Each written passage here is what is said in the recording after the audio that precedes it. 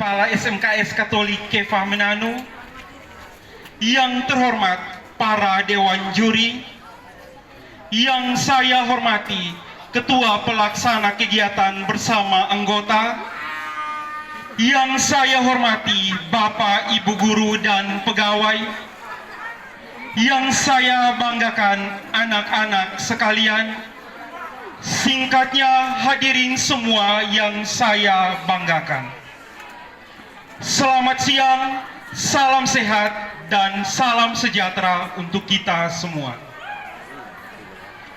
Saya Jeffriantus, perwakilan dari kelompok 5, akan membawakan pidato dengan judul Kesiapan Guru dalam Menghadapi Merdeka Belajar. Pertama-tama, marilah kita panjatkan puji dan syukur kehadirat Tuhan, karena atas berkat dan penyertaannya, kita dapat berkumpul di tempat ini dalam keadaan sehat walafiat. Hadirin yang saya hormati, Merdeka Belajar adalah program kebijakan baru Kementerian Pendidikan dan Kebudayaan Republik Indonesia yang dicanangkan oleh Menteri Pendidikan Bapak Nadiem Makarim. Konsep Merdeka Belajar ala Nadiem Makarim terdorong karena keinginannya untuk menciptakan suasana belajar yang bahagia tanpa ditekan oleh pencapaian suatu skor atau nilai tertentu.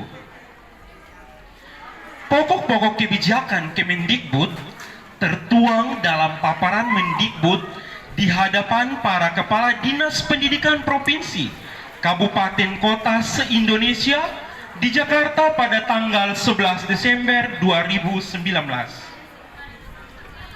Pokok-pokok kebijakan yang dimaksud, yang pertama, ujian nasional akan digantikan oleh asesmen kompetensi minimum dan survei karakter.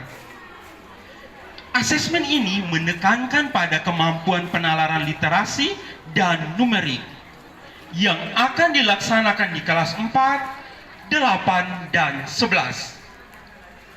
Hasilnya diharapkan dapat menjadi masukan bagi sekolah untuk memperbaiki pendidikan selanjutnya sebelum peserta didik menyelesaikan pendidikannya.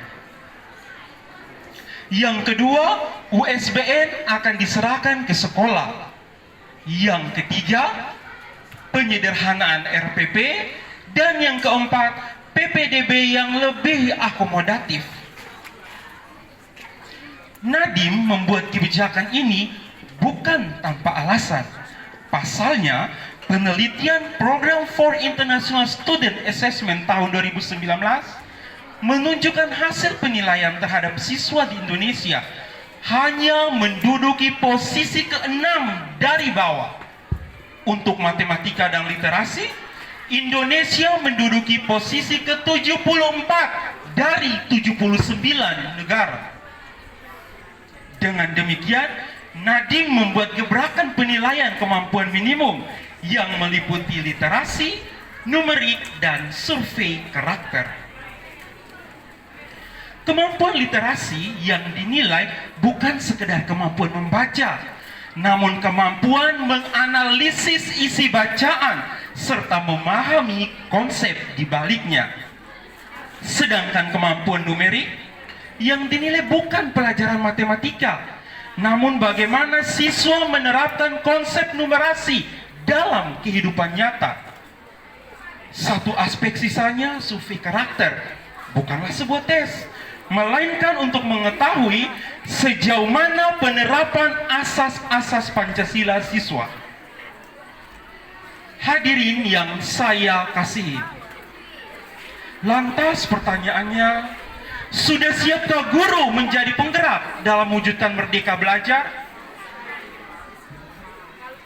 Dapat diketahui bahwa guru adalah profesi yang tidak akan tergantikan pada era manapun dan zaman manapun, karena guru tidak hanya mentransfer pengetahuan, tetapi juga nilai kepada peserta didik.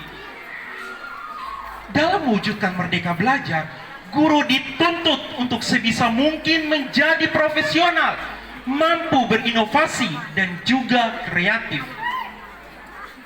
Selain itu, guru juga harus mampu memahami karakter serta kebutuhan siswa, membuat kesepakatan kelas, menguasai dan mengaplikasikan teknologi, sehingga dapat mendesain pembelajaran yang kondusif dan menyenangkan. Essentially of freedom to learn as freedom to think. Merdeka belajar pada dasarnya adalah merdeka berpikir. Hal ini harus digapai guru terlebih dahulu sebelum melakukan kegiatan edukatif. Artinya, sangat mustahil bagi guru mewujudkan merdeka belajar jika gurunya masih terjajah dan belum merdeka 100%. Jika gurunya masih terbelenggu, maka dapat dipastikan bahwa guru tersebut tidak dapat mendesain pembelajaran merdeka, menyenangkan, nyaman, berpusat pada siswa tanpa tekanan, dan tugas yang bertele-tele. Hadirin yang saya muliakan, merdeka belajar menjadi jalan baru bagi guru dan murid di Indonesia. Namun realitanya, merdeka belajar dan guru merdeka masih jauh dari harapan. Alasannya, yang pertama, guru dijajah dengan administrasi. Hal ini real di lapangan, utamanya ketika menjelang sertifikasi, pencairan dana TPP, akreditasi, dan sebagainya. Yang kedua, beban tugas tambahan seperti bendahara, pendamping bos, operator sekolah, guru ekstrakurikuler.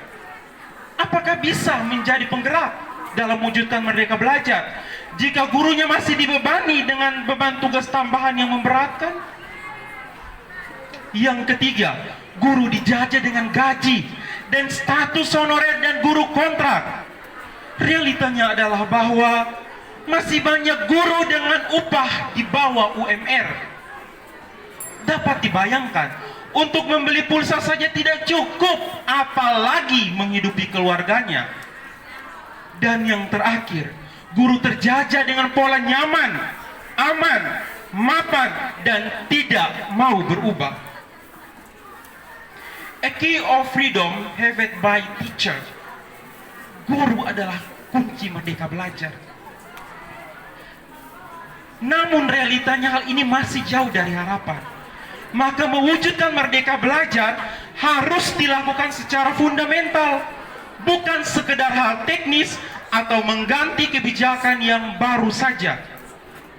Maka mewujudkan merdeka belajar dapat dicapai dengan beberapa solusi.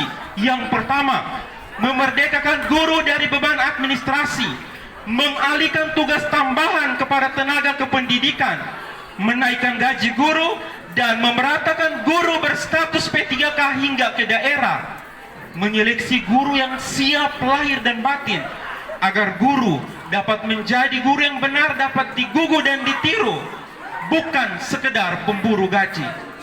Dan yang terakhir, menyinergikan keterlibatan peserta didik, keluarga, dan masyarakat. Akhir kata, mari kita bersama-sama bergerak mewujudkan merdeka belajar dan guru merdeka demi mencerdaskan anak-anak bangsa. If not us, then who? If not now, then when? Kalau kahit sekau, kalau bukan orasi, leka. Kalau bukan kita, siapa lagi? Kalau bukan sekarang, kapan lagi? Guru dengan predikat yang mulia, bukan sekedar label. Guru dengan jasa segudang bumi. Guru hebat, guru merdeka, guru luar biasa. Sekian pidato singkat dari saya, semoga bermanfaat. Dirgahayu Guru. Mari kita sambut